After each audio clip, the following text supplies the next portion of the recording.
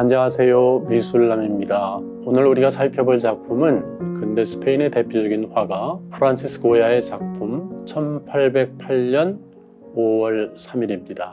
제목에서 벌써 이 그림이 역사화구나 하는 생각이 드시죠? 스페인 프라도 미술관에 소장되어 있는 이 작품은 세로 268, 가로 347cm의 크기로 세계 3대 미술관이라고 하는 프라도의 가장 인기 있는 작품입니다. 고야는 스페인을 대표하는 화가로 나폴레옹의 스페인 침략을 체험하고 이 작품을 통해 표현했습니다. 이 시기 프랑스에 다비드가 있었다면 스페인에는 고야가 있었다고 할 수 있습니다. 프란시스 고야를 처음 들어보거나 스페인의 화가쯤으로 생각하는 분들이 있겠지만 고야는 생각하는 것 이상으로 유명한 스페인의 대표적인 화가입니다. 스페인의 대표 영화 시상식인 고야상 또한 그의 이름에서 유래한 유명한 영화제이며 스페인의 오스카상이라고 할 수가 있습니다. 뿐만 아니라 고야의 일생을 다룬 영화 고야의 유령이라는 작품도 등장할 정도입니다. 그리고 피카소는 자신의 유언에 진정하고 위대한 예술가로 고야를 지목하기도 했습니다. 이 작품을 감상하려면 먼저 역사적인 배경을 살펴봐야 합니다. 프랑스의 나폴레옹은 1808년 스페인을 침공하여 카롤로스 4세를 퇴위시키고 자신의 형인 조셉 보나파르트를 스페인 왕으로 내세웁니다. 자유와 평등을 기치로 세상을 구원할 메시아로 알았던 나폴레옹이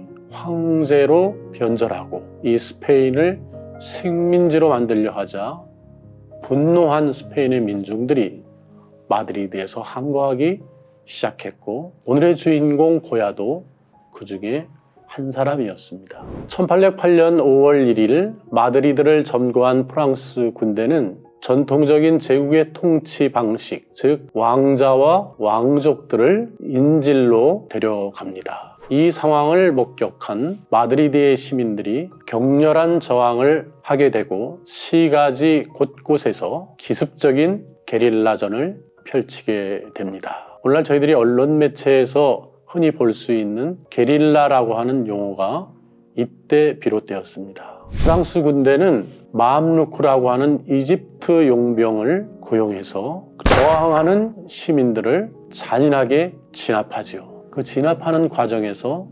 엄청난 희생자들이 발생했습니다. 나폴레옹이 퇴각한 1814년 왕실 화가였던 고야는 왕실의 허락을 얻어서 이 비극적인 사건을 두 편의 그림으로 제작하는데 하나가 1808년 5월 2일 그리고 또 하나가 1808년 5월 3일입니다. 그림의 제목에서 알 수 있듯 이틀 동안에 일어났던 시민의 항거와 희생을 역사 기록처럼 아주 생생하게 형상화한 것이었습니다. 5월 2일도 생생한 표현으로 유명하지만 오늘 우리가 살펴볼 5월 3일은 처형당하는 시민의 죽음을 순교자처럼 승화시키는 구도와 표현의 탁월함으로 고야의 명작이 되었습니다.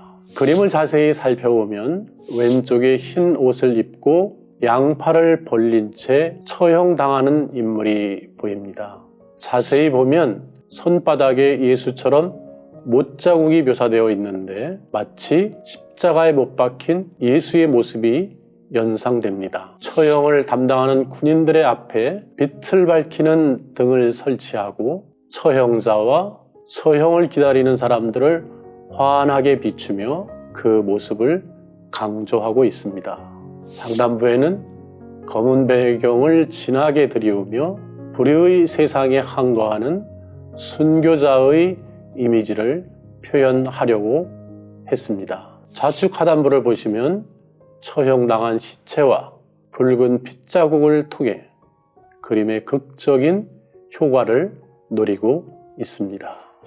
전쟁의 잔인성을 고발하고 민중의 힘을 고취한 점에서 이 작품은 20세기 스페인 프랑코 총통의 독재 정치에 항거한 공화파들에게 큰 자극과 용기를 준 그림이고, 그런 점에서 오늘날 스페인 국민들에게 제일 사랑받는 작품입니다. 유대인 학살 같은 홀로코스트를 겪은 민족들에게는 슬픔과 분노를 불러일으키며 깊은 공감을 주는 명작이라고 할 수 있습니다. 일제강점기 식민지 시대의 비극을 겪은 우리들에게도 마찬가지죠. 여기서 주목할 것은 이 작품을 모티브로 마네가 막스밀리안 황제의 처형을 그렸고, 피카소 역시 한국에서의 학살 같은 작품을 남겼습니다. 특히 피카소의 한국에서의 학살은 최근에 영국의 환경단체가 접착제 퍼포먼스를 벌여서 세계인의 이목을 끌기도 했습니다. 이 세 개의 그림을 자세히 보시면 확연히 구도가 일치되는 것을 볼 수 있습니다. 피카소나 마네 같은 대가들이 고야의 5월 3일 그림을 기초로 했다는 사실을 알 수 있습니다. 스페인을 대표하는 화가 고야는 일찍부터 그림에 천부적인 소질이 있어 왕실 전속 화가로 활동하며 뛰어난 작품들을 남겼습니다. 프랑스 혁명의 이념에 동조했던 고야는 나폴레옹의 입성을 환영했지만 민중을 학살하는 만행에 분노했고, 이 작품을 통해 그 만행을 고발했습니다.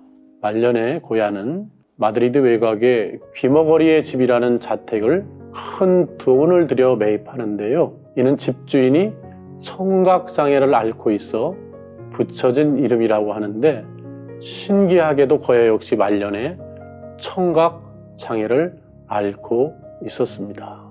고야는 4년간 이 집에 집거하여 홀로 그림을 그렸는데요. 그가 그린 그림들은 섬뜩하며 해석하기 어려운 난해한 그림들이었습니다.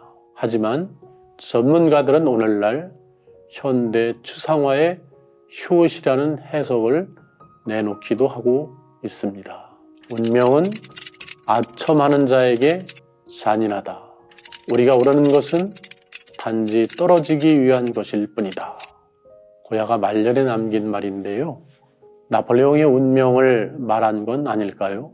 인간의 오만을 경고하는 교훈의 메시지로 들립니다. 지금까지 스페인의 대표적인 화가 프란시스 고야의 그림을 통해 그 시대에 잔혹했던 사건들, 나폴레옹의 침략과 스페인 민중들의 저항을 살펴봤습니다. 시청해 주셔서 감사합니다.